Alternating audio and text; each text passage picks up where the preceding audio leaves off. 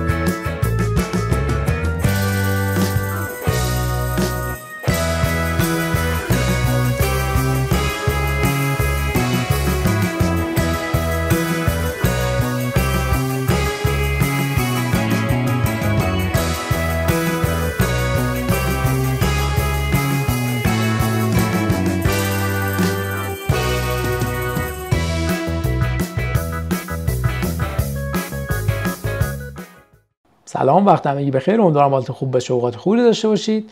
همونطور که از قسمت ابتدایی این ویدیو مشخص بود، کنترلر تاکارا تکمیل شده. امروز می‌خوایم با هم دیگه تستاش رو بگیریم. اگر کنترلرمون اوکی بود، مشکلی نداشت، پروندهش رو ببندیم و کنار بذاریم تا بتونیم به سیستم اصلیمون که دستگاه‌های وران 2.4 و وران ترایدنت مولتی اکسترودر هست بپردازیم. در رابطه با قسمت اول این ویدیو که مشاهده کردید، دو تا نکته خیلی قشنگ و جذاب توی این قسمت اول وجود داشت که یکی مربوط به شابلون استنسیل خمیرقل این بورد بود و یکی هم مربوط به فیکسچری بود که برای خمیرقل زدن این بورد من استفاده کردم. خب مشخصه دیگه، زمانی که می‌خوایم شابلون یا استنسیل مربوط به خمیرقل یه بوردی رو تهیه بکنیم، میریم داخل اون نرم افزاری که باش پی سی بی رو طراحی کردیم، از قسمت فایل، قسمت اکسپورت، یک خروجی DXF از خط برش دور بردمون به اضافه اون پدهایی که روی قطعات قرار خمیرقل بخوره اینو میگیریم. بعدم میبریمش روی یک دستگاه لیزر با استفاده از این نرم افزار حرفه‌ای لایت برن که توی دوره لیزرمون این رو آموزش کاملش رو خواهیم داد. با استفاده از این نرم افزاره میبریمش اونجا، خطای برشی که مربوط به این شابلون ها هست رو به دستگاه لیزرمون معرفی میکنیم و بعد همون دستگاه لیزرمون شابلون خمیرقل رو به ما ارائه میکنه. از اونجایی که تعداد تولیدمون پایین هست، نیازمند شابلون فلزی هم نیستیم. روی تلق تحریری که از هر لوازم تحریری میشه تهیه کرد، میتونیم خیلی راحت شابلون رو دریافت بکنیم. بریم با هم دیگه یک کلیپی از لیزر شدن این ببینیم، برگردیم.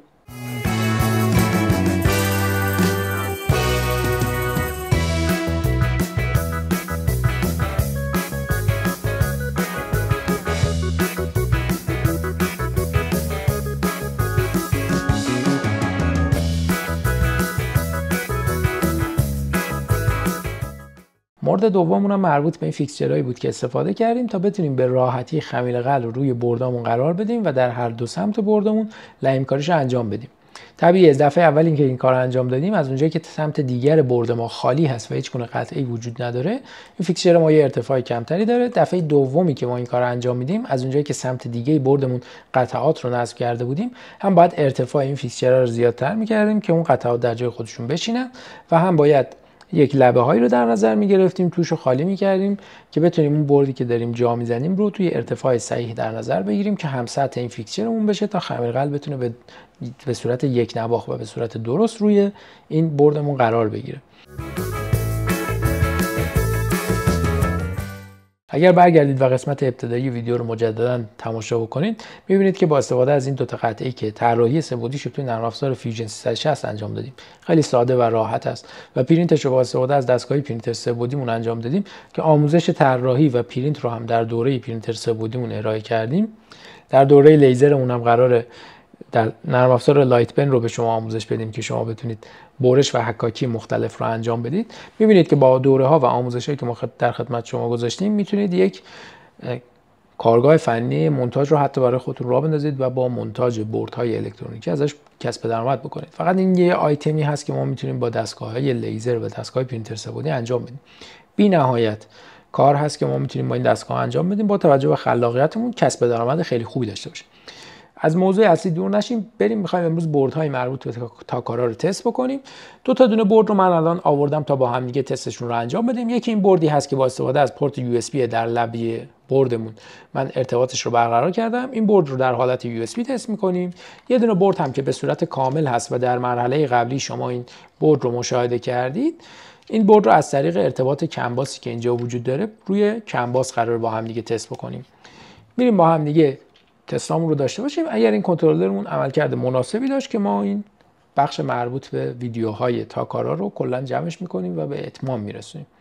کاری که باید انجام بدیم اینه که میریم روی اون کامپیوتر تک‌بردیمون که کلیپر روش نصب هست، اسکریپت کیاب رو ران میکنیم که بتونیم آیدی مربوط به برد USB مون رو بگیریم. با استفاده از گزینه ادوانس، گزینه get MCU ID که میشه گرفتن آیدی میکروکنترلرمون و گزینه USB که ارتباط USB داریم، میایم آیدی مربوط به این بردمون رو میگیریم. همونطور که مشخصه بردمون قشنگ شناسایی شده. در ویدیوهای قبلی که با هم دیگه داشتیم اون میکروکنترلر F103 رو کار میکردیم، دیدین که آیدی مربوط به اون برد شناسایی نمیشد. حالا میریم در صفحه مربوط به کلیپرمون، رابط کاربریش رو باز میکنیم، میریم در قسمت تنظیمات، آیدی مربوط به این بردمون رو اینجا ست میکنیم، یه سیو اند ریستارت میزنیم که تنظیماتی که مربوط هست اجرا بشه. همونطور که مشخصه الان میکروکنترلر جدیدمون که G0 B1 هست رو برای ما اینجا لود کرده و خیلی راحت اومده به ما گفته که تمامی موارد مختلفی که اینجا وجود داره حداقل بردمون داره کار میکنه. خب اولین چیزی که میتونیم با هم دیگه تست بکنیم تست‌های مربوط به اندستاپ‌های بردمونه. الان اگر من روی این گزینه بزنم میبینید که اندستاپ‌های محور X و محور Y و محور Z ما اوپن هست. حالا اگر من بیام با دقت تمام پین‌های مربوط به X منها و گرند رو با هم دیگه شورتشون کنم، مجددا این حرکت رو بزنیم، میبینیم که هیچ اتفاقی نمیفته در رابطه با Y. خب محور Y رو میشناسه، محور Z. من احساس کنم این محور X رو که شناسایی نمیکنه پینش نادرست است. میریم داخل تنظیمات، یه دونه رو با هم دیگه چک میکنیم. ببینید الان اگر بریم وارد شماتی که مربوط به برد تاکارا بشیم، محور X رو ما اینجا با پین PA 10 در نظر گرفتیم. اگر بریم وارد این تنظیمات که اینجا وجود داره بشیم، محور X رو اینجا پین اندستاپش رو PB 7 در نظر گرفتیم. خب همونطور که مشخصه PB 7 یه دونه از پیناییه که ما اینجا استفاده نکردیم و پینی که برای PB 10 استفاده کردیم پین سنسور فیلامنت مربوط به اکسترودرمون هست. این برای همینه که این X رو هر چقدر نگه داشتم نشون داده نشد. حالا اگر بریم در صفحه اصلی در قسمت پایین که مربوط به فیلامنت اکسترودرمون هست، من اگر این گزینه مربوط به X رو مجددا بگیرم، میبینید که اون حالت MT و دیتکتی که اونجا وجود داره تغییر حالت میده و عملا زمانی که این پین تحریک میشه اونجا به ما تحریک شدنش رو نشون میده. طبیعیه دیگه، زمانی که ما میخوایم از یک بردی استفاده بکنیم، اون پینایی که معرفی میکنیم به نرم افزار و میگیم این فعالیت رو داره، اونجا مشخصه که چی به چیه دیگه. من فکر میکردم X و Y Z رو زدم ولی نه، کدش رو تغییر دادم و سنسور فیلامنت رو تعریف کردم، چون عملا ما استفاده که از این برد داریم یکی مربوط به سنسور محور Z، یه دونه مربوط به محور Y. اندستاپ محور X مون به صورت ثابت در قسمت پشتی دستگاهمون نصب شده، بنابراین از اون پینه برای سنسور فیلامنت استفاده کردیم.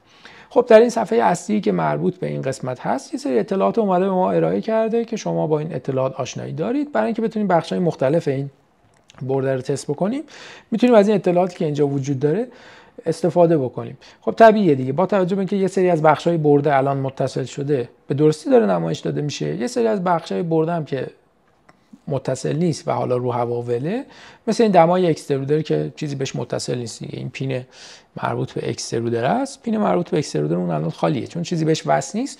دمایی که داره نمایش میده دمای درستی نیست، ولی خب یه سنسور NTC ما روی بردمون در نظر گرفتیم دیدیم که دمای درایور رو میخوند. اونجا به ما در حد 30 درجه نمایش داده شده. اگر من دستم رو روش نگه دارم همونطور که مشخصه 33 درجه 34 درجه این دما بالاتر میره و من زمانی که دستم رو از روش بردارم مجددا دما کاهش پیدا میکنه. از اونجایی که می‌خوایم تست بکنیم ببینیم بردمون عملکرد مناسبی داره یا نه، این ارتباط USB رو ما الان داریم و بردمون به صورت USB میتونه ارتباطش رو برقرار بکنه و مشکلی هم در رابطه با ارتباط USB مون نداریم. برد USB مون رو میذاریم کنار، میریم سراغ ارتباط کنباسمون. طبیعیه دیگه زمانی که می‌خواستیم کنباس رو آیدیش رو بگیریم با استفاده از اون فرمانی که کلیپر به ما ارائه کرده بود میومدیم میرفتیم این کار رو انجام میدادیم. حالا ما میریم توی صفحه مربوط به کنباس. اینجا گفته که با استفاده از این کدی که اینجا وجود داره، حالا اینجا هم بزنید کپی میشه، با استفاده از این کد شما میتونید تشخیص بدید که میکروکنترلرهایی که متصل هستن به کامپیوترتون یا اون پرینترتون چیا هستن. ما میایم از این اسکریپت کیاو خارج میشیم، این کد رو ران میکنیم. همونطور که مشخصه دو تا دونه الان برد داریم که متصل به کلیپر ما هستن. یه دونه از این بردها مربوط به برد USB به کنباس ما هست، یه دونه از این بردها هم مربوط به همین بردی است که روی اکسترودرمون نصب کردیم. توجه فرمایید که اگر من کانکتورش رو از اینجا قطع بکنم مجددا این فرمان رو اجرا بکنم، تنها بردی که الان داره میاد مربوط به اون برد مبدل USB به کنباسمونه. اگر این ارتباط رو مجددا من وصل بکنم می‌بینیم که اون بردمون مجددا شناخته میشه و آیدیش برای ما نمایش داده میشه. حالا می‌خوایم ما با هم دیگه این اکسترودر رو تست بکنیم ببینیم بخش‌های مختلف مربوط به این اکسترودر درست کار میکنن یا نه. اولین کاری که انجام میدیم اینه که این آیدی رو از اینجا کپی میکنیم، خود آیدی رو کپی میکنیم میبریم داخل تنظیمات مربوط به اون پرینترمون. حالا از حالت کنباس استفاده میکنیم، اینجا کنباس رو فعال میکنیم، آیدیمون رو هم اینجا پیست میکنیم، یه سیو اند ریستارت میزنیم که این برد رو به عنوان کنترلر ما شناسایی بکنه. خب زمانی که این برد ما بالا میاد میبینید که میکروکنترلر شناسایی شده. انتساب هایی هم که مربوط به این قسمت هست، مثلا محور زدمون الان تحریک شده. ببینید پشت ما یه چراغی داریم در رابطه با روشن بودن سنسور تپ ما هست. حالا اگر من یه جسمی رو وارد بکنم در این قسمت که این چراغ سفیده هم روشن بشه می‌بینیم که به صورت اوپن میشه. طبیعیه دیگه روی سنسور تپ در حالتی که عادی هست و درگیری وجود نداره، یه چیزی شبیه به همین حالا جسمی که من در بین دو قسمت مربوط به سنسور اپتیکال تپمون قرار دادم، یه چیزی اونجا قرار داره که اون چراغ سفید روشنه. زمانی که میایم پایین حالا این چراغ سفید خاموش میشه، حالا یا برعکسش اصلا مهم نیست. در یه حالت ما حالت اوپن رو داریم، اگر این رو برداریم حالت تریگر شده رو داریم که مشخصه این تشخیص میتونه بده که این قسمت داره کار میکنه. اگر خواستیم برعکسش هم بکنیم و برعکس کردنش به سادگی و راحتی تمام هست. میریم قسمت مربوط به محور زد رو پیدا میکنیم، این اند استاپ پین اند استاپ مربوط به این قسمت رو پیدا میکنیم. این علامت تعجبی که جلوی شماره پین در نظر گرفتیم در اصل معکوس کردن حالت اون پین است. اگر من این علامت تعجب رو از اینجا بردارم و یه ریستارت بدم به سیستمم، الان میبینیم که زمانی که اینجا یه چیزی وجود داره، این چراغ سفید روشنه، این سنسور تریگر شده است. اگر من این رو بردارم و چراغ سفید خاموش بشه به صورت اوپن در میاد، نرمالش اوپنه. این جسمی که در وسط قرار میگیره تریگرش میکنه. در حالت قبلی نرمالش تریگر شده بود، این جسمی که میذاشتیم اونجا حالت اوپن در میومد. حالا فرقی هم نمیکنه، در هر دو صورتش ما میتونیم از اندساپای این سیستممون استفاده بکنیم و محور زدمون حداقل عملکرد درستی داره. مورد دیگه ای که در رابطه با این اکسترودرمون وجود داره سنسور فیلامنت ما هست. الان اگر بریم داخل صفحه اصلی مثل اون حالت قبلی که سنسورها رو با هم دیگه تست کردیم، اگر من بیام این فیلامنتی که اینجا وجود داره رو داخل شیار مربوط به این قسمت قرار بدم، میبینید در یه جایی که رد میشه اولا یه صدای تیکی میاد، بعدم اون حالت مربوط به فیلامنتی که اینجا قرار داره این از حالت خالی که الان چیزی توی اکسترودر نیست با حالت دیتکت در میاد که خیلی راحت میتونه تشخیص بده که فیلامنتی داخل اکسترودرمون هست یا نه. چیزای دیگه که میتونیم اینجا با هم دیگه تست بکنیم، مثلا این قسمت پایین یکیش مربوط به RGB یا همون چراغایی که روی این اکسترودرمون قرار داره. اگر من اینو تا ته بیارم وارد بکنم، میبینیم که الان نورش به صورت سفید در میاد. مثلا قرمزشون کنیم، آبیشون کنیم، سبزشون کنیم، زردشون بکنیم. ببینید یه دونه چراغ در روی لوگومون هست، دو تا دونه هم در این قسمت پایینی قرار داره که اینا تغییر رنگش میتونه با استفاده از همین کلیکی که اینجا انجام میدیم انجام بشه. این رو خاموش میکنیم یا حداقل نورش رو کم میکنیم که اذیت نکنه. مورد بعدی که میتونیم تست بکنیم مربوط به فن قسمت پایینی یا اکسترودرمون هست که کنترل این فن به صورت اتوماتیک توسط دمای اکسترودر انجام میشه. مورد بعدی فن مربوط به پارت کولینگ ما هست که اگر من این فن رو اینجا روشن بکنم، صدای فن میاد، خنک شدنش از این قسمت پایین مشخصه. این فن رو غیر فعال میکنم. من میریم در قسمت بالا. مورد بعدی که فکر کنم بتونم بهتون نشون بدم مربوط به حرکت اکسترودر ما هست. در حالت عادی زمانی که اکسترودر ما سرده، ما نمیتونیم اکسترودرمون رو بچرخونیم، ولی از اونجایی که این کانفیگی که لحاظ کردم یه کانفیگ تست ما هست، ما میتونیم چرخش این اکسترودر رو از این قسمت نگاه بکنیم. ببین اگر من روی اکسترودرم کلیک بکنم تا بتونه برای ما یک حرکت اکسترود رو انجام بده، میبینید که اون شافت موتورمون داره اونجا میچرخه و حرکت رو انجام میده. الان اگر حرکتش رو هم بخوام بگم، به این شکلی است که مشاهده میکنید. حالا اگر روی ریترکت کلیک بکنیم که حرکت برعکسش هست، حرکتش باید به این شکل باشه، برعکس حالت قبلیه. پس موتور استپرمون داره به درستی کار میکنه. اون درایور استپرمون هم الان به صورت اوکی هست. بخشایی که تست کردیم با هم دیگه اند استاپ ها بود، فنهای روی اکسترودرمون بود، چراغ LED مون بود و نهایتا این نومی هم که این بالا قرار داره مشخصه دیگه داره کار میکنه و ارتباطش با کنترلر برقراره. از چیزهای دیگه که میتونیم تست بکنیم روی این برده، مثلا این قسمت اصل کاری کارمون که همین اکسترودر کارمون هسته. اینجا الان دمای اکسترودر برای ما به صورت 29 درجه در نظر گرفته شده. حالا اگر من اینو بزنمش روی 250 درجه، اول از همه میبینیم که فرمان رو میخونه. نمایشگره داره به ما نشون میده که دمایی که داریم داره افزایش پیدا میکنه. حالا با توجه به اینکه دوربین ما الان فیلیپ هست، دارید به صورت معکوس نگاه میکنید، ولی دما همینجوری داره میره بالا تا به اون 250 درجه برسه. فن این قسمت پایین فعال شده تا اون هیت سینک مربوط به اکسترودرمون یا همون هیت بریک رو خنک نگه داره. دست من هم کنارش هست، الان داره خنک میشه. اون بخش هم مشکلی نداره. اجازه میدیم به دمای خودش برسه. اهرم مربوط به اکسترودرمون الان باز هست، اجازه میدیم به دمای خودش برسه. فیلامنت هم که اینجا مشاهده میکنید، من از قسمت بالا جا میزنم تا برسه به اون قسمت پایینی اون.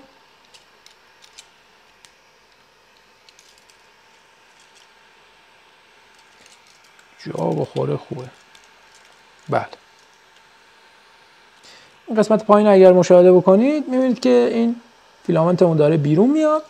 حالا این قسمت اهرم بالا رو میبندیم که بتونیم به صورت اتوماتیک و با استفاده از موتور اکسترود رو انجام بدیم. این قسمت پایین رو شما نگاه بکنید. من روی گزینه اکسترود 50 میلیمتر کلیک میکنم. الان اگر این قسمت بالا رو نگاه بکنید، فیلامنت داره در میاد، یعنی قسمت میاد بیرون به جای اینکه بره داخل. یه مشکلی که اینجا وجود داره، مشکل در رابطه با اینه که پین مربوط به اکسترودرمون معکوس هست.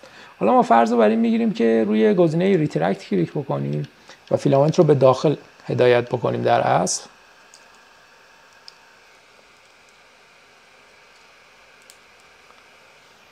یه بار دیگه روی ریترکت کلیک میکنیم، میبینید که این فیلامنت همینجوری داره بیرون میاد، از قسمت بالا خورده میشه و به قسمت پایین میاد. حالا اگر بالاش هم من بخوام به شما نشون بدم، کاتر دم دستم نیست. اگر کاتر دم دستم بود خیلی خوب بود. این قسمت بالا رو شما نگاه بکنید. من برای اون پین مربوط به دایرکشن اکسترودرمون رو برعکسش بکنم. این پین های مربوط به اکسترودرمون هست. پین دایرکشن رو اگر اینجا جلوش یه دونه علامت تعجب بذاریم، جهت حرکتش معکوس میشه. برمیگردیم داخل داشبورد.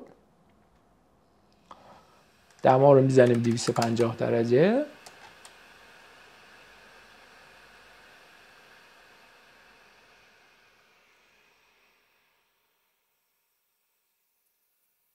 الان اگر این قسمت بالا و قسمت پایین رو ببینید یه جور باشه که هر دو سمت رو ببینیم.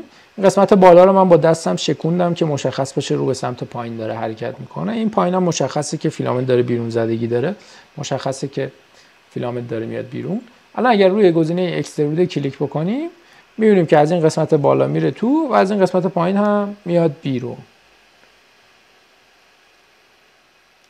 انقدر زورش زیاد بود که قشنگ فیلامنت رو با همون خم کردگی هم که من داخلش ایجاد کرده بودم از اون قسمت بالا جذب کرد رو به سمت داخل.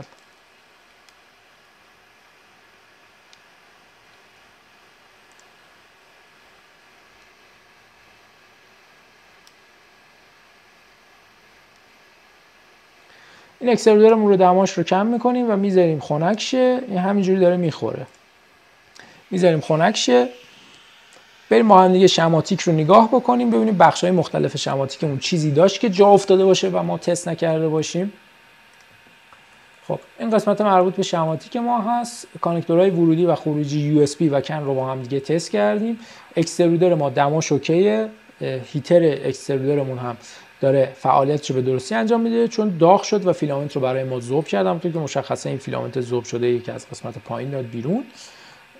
بخش مربوط به کنترل ماسفت اکسترودرمون طبیعتاً درسته چون اگر درست نبود این عملیات مربوط به گرم شدن و عملیات مربوط به داغ شدن اکسترودرمون نداشت و بعد از اینکه خاموشش کردیم عملیات خنک شدنش رو به درستی انجام نمیداد و اکسترودرمون همینجوری دماش داغ میشد و رو سمت بالا میرفت. الان ببینید دمامون روی 160 درجه است. اگر من 260 درجه رو مثلا فعال بکنم اون چراغ مربوط به ماسفت ما هست. ماسفت ما زمانی که فعال میشه خروجی رو بهمون ارائه میکنه. اون هیتر اکسترودرمون اونجا داغ میشه. این در رابطه با بخش کنترل ماسفتمون. تغذیه هامون رو که قبلا ولتاژش گرفتیم یه ولتاژ 3 و 3 داریم یه ولتاژ 5 ولت داریم که اینا ولتاژش درسته. میکروکنترلر اصلیمون که داره به درستی کار میکنه چون ارتباط کن باس و ارتباط USB به ما داده و بخش‌های مختلفی که با هم دیگه کنترل کردیم به درستی عمل کرده. این قسمت مربوط به فن روی خود اکسترودر. این رو اگر بخوایم تست بکنیم ببینید یه دمای اینجا داریم دما در حد 50 درجه است. اگر من این دما رو بیام کمش بکنم مثلا بذارمش 20 درجه این رو جوری برنامه‌شو نوشتم که زمانی که دمای بردمون به 60 درجه میرسه اون فن اونجا فعال بشه. الان فن فعال شد. همونطور که مشخصه این سیگنال PWM هست که این فن ما داره دریافت میکنه و اون فن هم داره میچرخه. حالا اگر این دما رو مجددا به 60 درجه برگردونیم این PWM کم میشه تا اون فن غیر فعال میشه. پس این فن هم عمل کرده مناسبی داشت. ارتباط USB رو که تست کردیم مشکلی نداشت.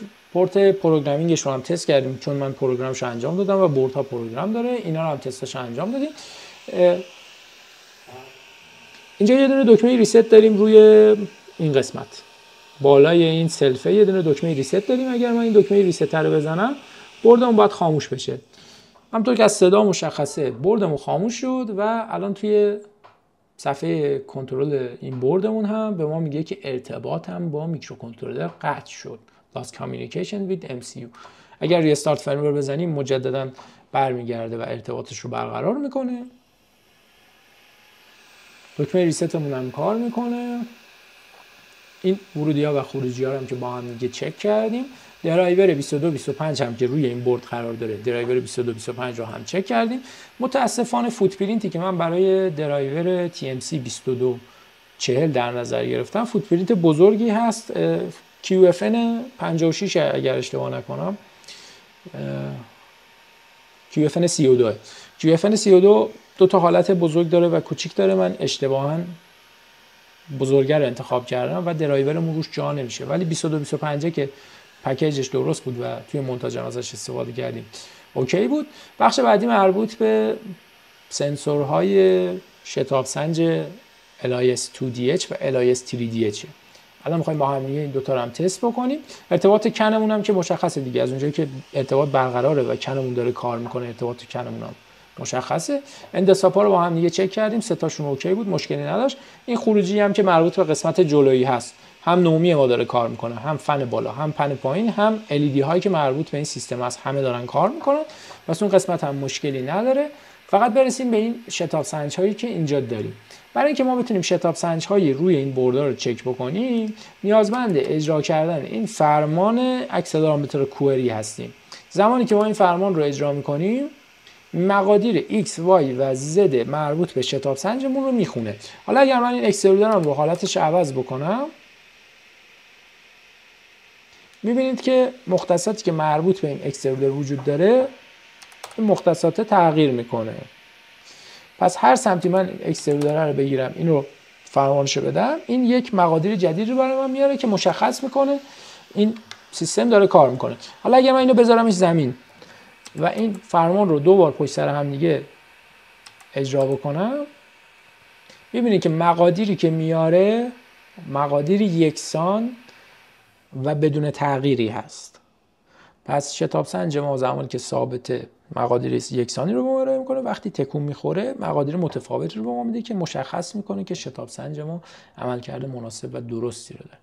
این در رابطه با LIS 3DH که روی کنواسمون داریم از این استفاده میکنیم. حالا اگر بیایم بریم سراغ شتاب سنج LIS 2DH که روی برد USB ما هست، من برد USB رو مجددا ارتباطش رو بس بکنم که روشن بشه. اینجا هم آیدی مربوط به برد USB مون رو بگیریم، بریم قسمت پایین در قسمت اکسلرومتر. اینجا الان روی LIS 3DH بودیم، اینا رو کامنتاشو میذاریم. من روی یه دونه از بردام 3DH رو نصب کردم، یه دونه بردام هم 2DH رو، اینا رو هم میبندیم. حالا مربوط به 2DH رو فعال میکنیم. یه سیو اند ریستارت میزنیم. یه اروری داده، حالا باید بریم ببینیم اروری که داده چیه.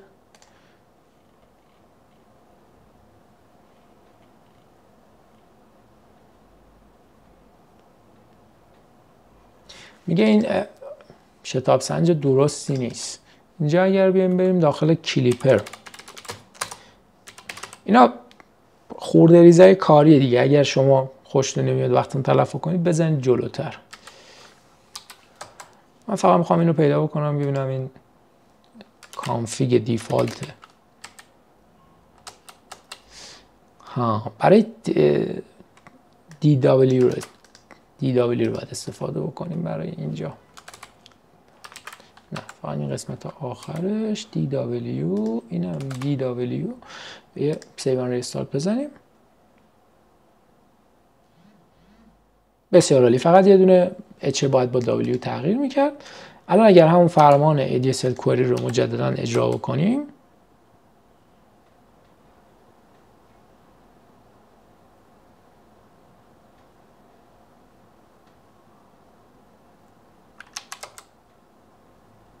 جالبه که من اینو قبلا تست کردم اوکی بود.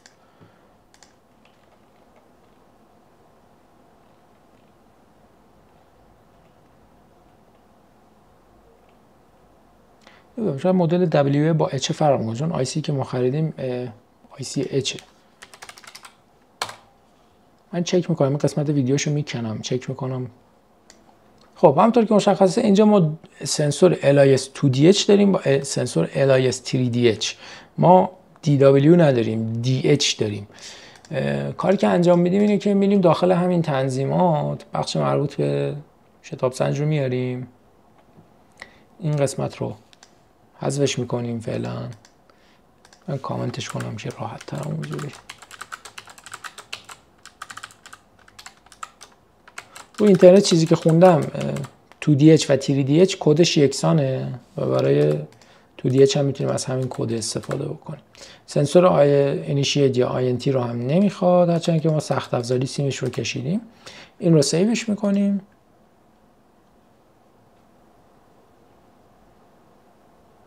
میریم تو داشبورد، همون بخش مربوط به کوئری رو میزنیم. میبینیم که مقادیر مختصاتی رو الان به ما میده. 2 بار پشت سر هم دیگه که بزنیم تکون نخورده باشه یکسان هست. تکونش که بدیم مقادیری که به ما ارائه میکنه مقادیر متفاوت هست.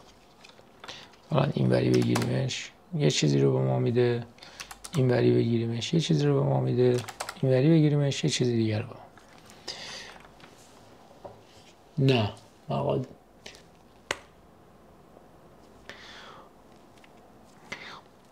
خستم اصلا نفهمم چیکار کنم. اینو باید تست میکردیم، اون مال قبلیه بود.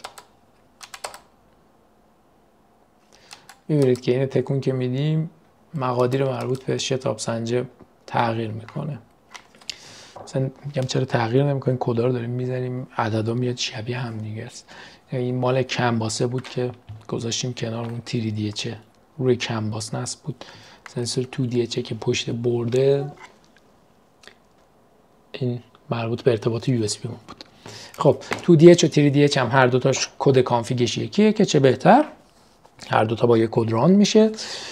بریم توی شماتیکمون چیز دیگه ای نبود که ما تست نکرده باشیم. هر دوتا بخش مختلف بردامون رو تست کردیم، بخش‌های مختلف این برده رو هم تست کردیم. فقط یه دونه درایور TMC2240 رو متأسفانه نتونستیم تست بکنیم چون فوت پرینتش اشتباه بود. آیسیش خیلی کوچیک‌تر از اون فوت پرینتی است که من استفاده کردم و بعد اون اصلاحش بکنم تا بتونم اون درایور رو هم توی بردمون جا بدم و ازش استفاده بکنم. ویدیوی امروزم به پایان رسیده. دیگه ویدیویی در رابطه با کنترلر تاکارا نخواهیم داشت. بازم یه تشکر ویژه می‌کنیم از مجموعه آریا مدار ارجمند که زحمت کشیدن، اسپانسر این ویدیو رو قبول کردن. خیلی ممنونیم ازشون، لطف کردن. امیدوارم از دیدن این ویدیوها لذت برده باشین، براتون نکته آموزنده داشته باشه. تا یه ویدیوی دیگه شما رو به خدای بزرگ میسپاریم.